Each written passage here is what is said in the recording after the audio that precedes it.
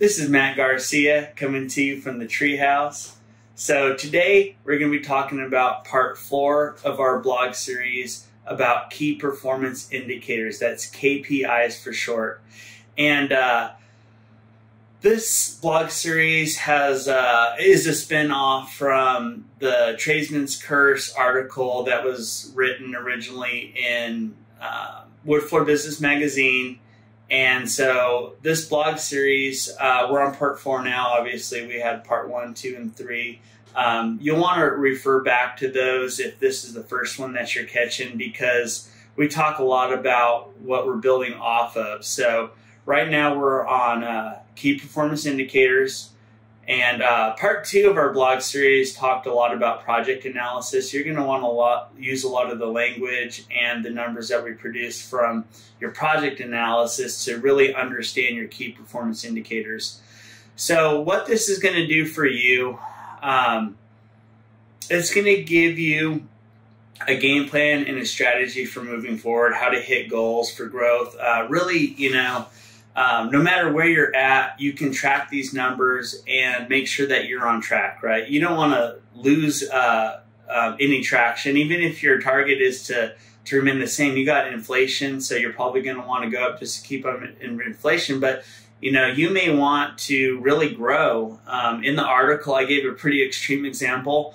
If you're doing $400,000 in revenue, what if you want to become, $1 million in revenue company?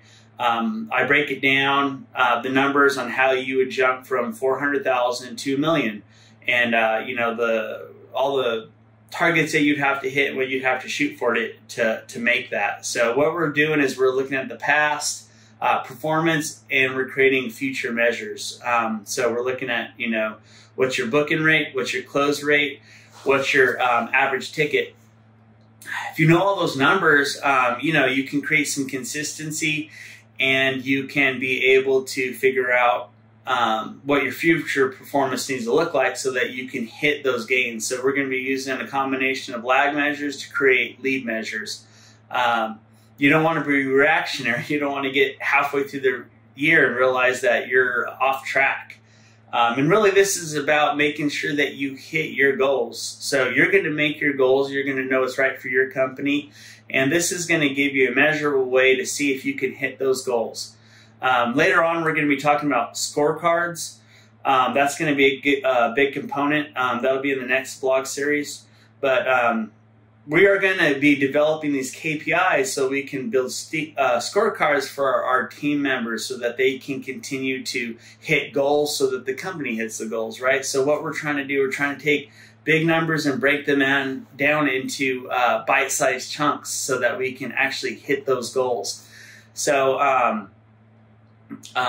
obviously in the article, I break it down. I show you how to understand where your numbers are. And here's another key point that you're going to want to think about. The goal is to hit a net profit number, right? So your revenue numbers are all going to break down so that you can hit a net profit number.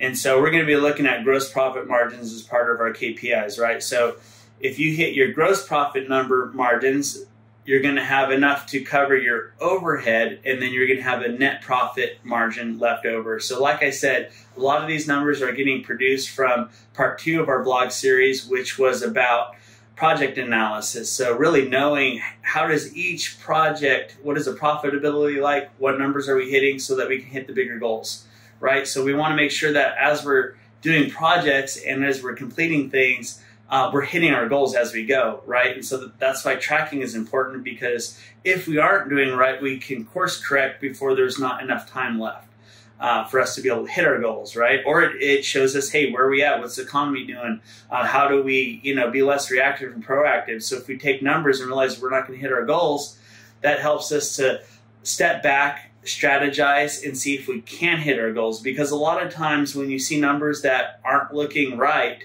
you can correct them, you can strategize them, but if you keep going and you don't really look those numbers dead in the face, you're going to have a lot less chance that you're actually going to hit your goals.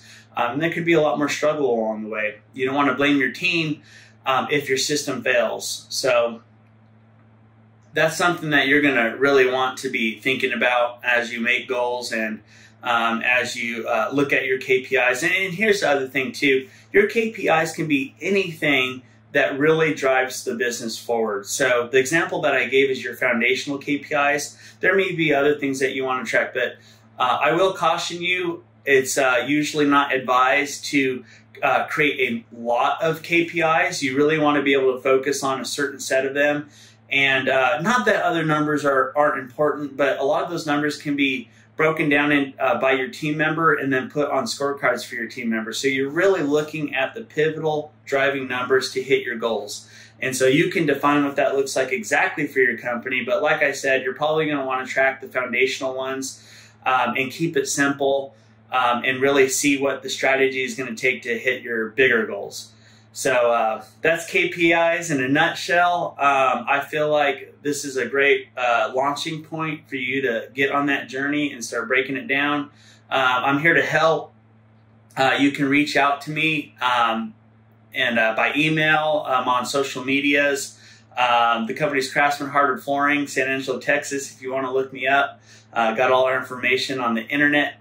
And yeah, I wish you luck on this. Here's one more little last note that I will say. Implementation can be tough. These are not easy to do, making, all of this happen, but it's going to be time well spent. It's really going to be the types of work that is high leverage. It's going to help you create systems and processes that will continue to pay off.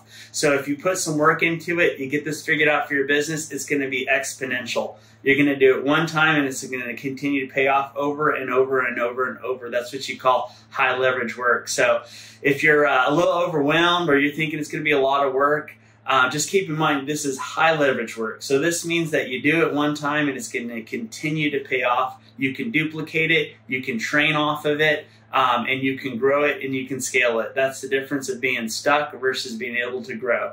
So I wish you luck, and I will catch you next time for number 5 of our blog series, which is going to be about scorecards. Catch you next time.